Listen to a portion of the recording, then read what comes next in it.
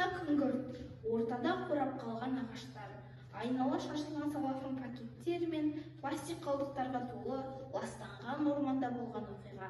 Сахнаның бір бұрышында ата күрсініп отыр.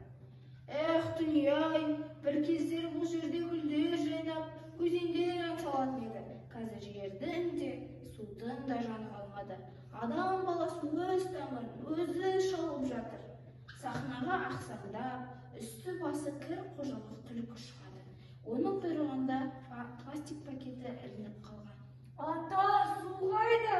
Тамағым келіп бара жатыр. Біздің мекенімізді адамдар темірмен қоршап тастады. Аңшының оғынан емес, осы қоқыстан қырылып қалатын болдық қой. Мені әлем жақсы көреді дейді. Мені суретке түсіреді, ойыншық қылып жасайды. Бірақ мені үйім ормандар өртеніп кетті. Мен соңғысымын ба? Менен кейін тек суреттер ғана қала ма?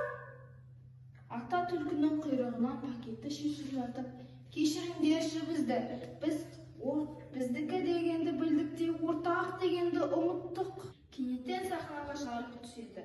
Қолында кішкентай жасыл көшеті бар қыз аяла жүгіріп шығады.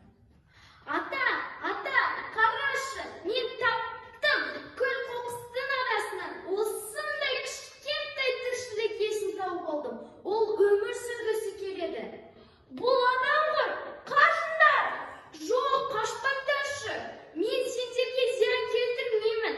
Мен сендердің көздеріндегі мұңды көріп тұрмын. Кешіріңдерші бізді. Менің әкем мен анам, менің достарым бұл жердің қадірін білмесе, мен түзеймін. Қыз тізерлеп отырып, қураған ағаштың түбіне жасыл көшетті отырғыза бастайды.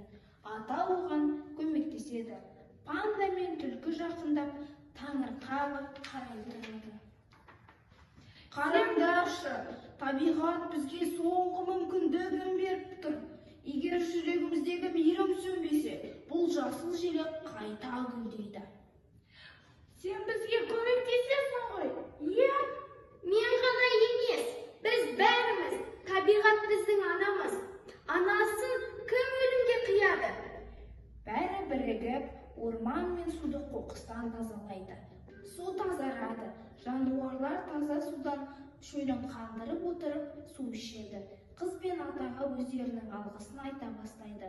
Ормандағы ағаштар жайқалып, еңсесін тіктейді. Айнала қоқыстан тазарып, ерекше жарқырайды. Жүрек біздің үйіміз, оны